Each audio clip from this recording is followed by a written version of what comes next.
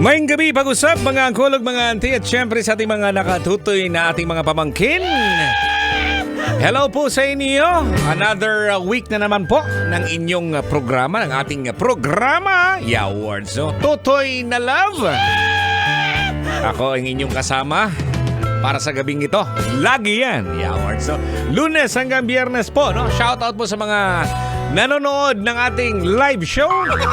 Hello, yan sa Love Radio Manila. At syempre din sa ating fanpage sa Totoy Bato Official. Isang malamig ba na gabi? Okay ba tayo dyan? Oo, hello po sa mga natutuwa dahil nga may unti-unting ulan po tayo. At least kahit papaano po, hindi na siya masyadong mainit, no? Yung mga nararamdaman siguro natin ng mga nakaraang buwan, nakaraang linggo, iba na ngayon. Awards, no?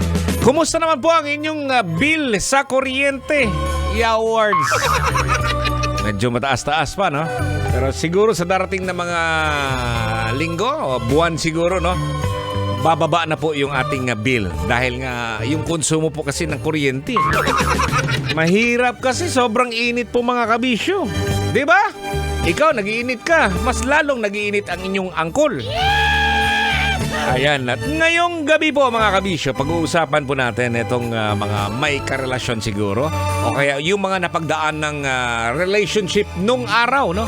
Dati ha, ikaw Col, ikaw Te, no? Baka-relate ka siguro dyan, no? At syempre din sa mga nanonood sa atin sa TikTok Live ng Love Radio, no? Or baka naman ngayon, meron kang jowa o kaya may plano ka. Matanong lang kita ngayon, no? Mga kabisyo, ikaw, angkol, auntie, o kaya sa ating mga pamangkin dyan, may plano, kaya meron na pong karelasyon ngayon, no? Ayan, ikaw ba yung tipong jowa, no, or partner na mahilig mamigay ng regalo sa nililigawan o kaya naman yung mga ikaw? Jowa na kayo, namimigay ka rin ba ng mga regalo? Awards. So, kailangan pa bang i-memorize yan? Basic. Abay, yung nasabi ko nga kanina, nakakahiya naman pag hindi ka namimigay, di ba? Alam mo mga kabisyo, eto na, explain lang po natin, no? Mahalaga talaga ang pagbibigay po ng regalo sa jowa. Hindi lang tuwing birthday. O kaya namimigay ka lang ng regalo siguro. Pasko siguro, di ba? Oo, pero alam mo, yung mga walang occasion po mga kabisyo, no? Yung sinasabi natin, halimbawa, ikaw ay umikot siguro sa isang department store. May nakita ka, uy, parang gusto ni jowa to, ha? May pera ka naman, pagdukot mo sa pera, meron kang inilaan na pang regalo. Pwede, pero depende po yan. Pero alam mo mga kabisyo, no? Etong pagbibigay po ng regalo sa ating mga trato, sa mga uyab, or sa Tagalog ba mga kasintahan, ay mahalaga yan para sa iba't ibang mga kadahilanan. So may mga reasons po yan, no? At isa dito ang nakikita kong pangunahing dahilan kung bakit namimigay po ng regalo. Ang pagsasabi ng salamat. Oo, di ba? Simple lang, no? Kasi na-appreciate mo yung love na binigay niya sa iyo. Kaya siguro, alam mo yung okay na to, no? At least kahit paano, ito yung sinasabi nating pagpapasalamat, no? Ang mga regalo ay maaaring paraan para magpasalamat sa iyong jowa, kaya sa iyong partner. Pero, wag naman yung sobrang mahal, di ba?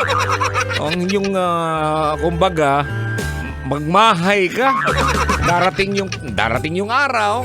Uy, bakit ko ba siya binilhan ng motor?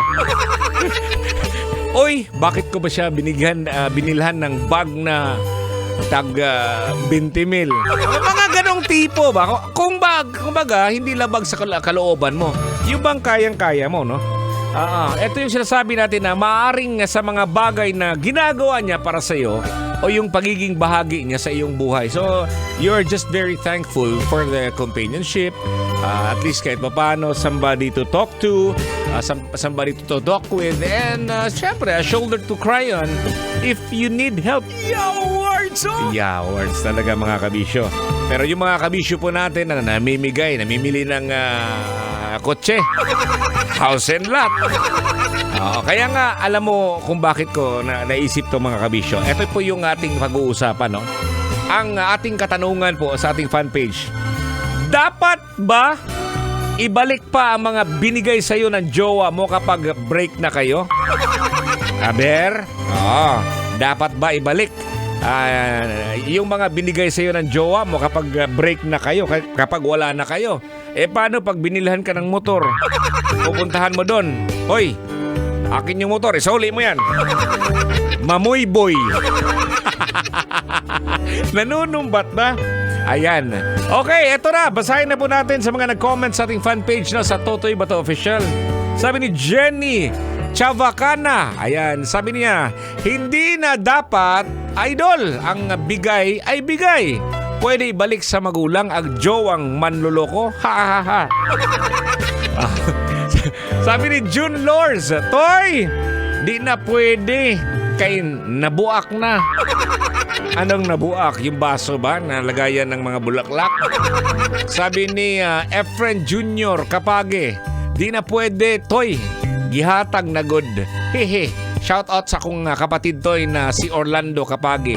Tutoy na. Sabi ni Sagana, pag pera at alahas, hindi ko na ibalik talaga. Manigas siya. Very practical, no? Sabi ni Ray Ramos Awayan Jr., depende kung gusto mong magtayo ng mini museum ng failed relationships, go lang. Pag binigyan ka ng ito, binigyan ka na, di ba? Uso nung araw, no? Magpapapicture sa mga studio, no? Studio shots, di ba? Tapos may nakalagay sa likod, picture yung dalawa, ha?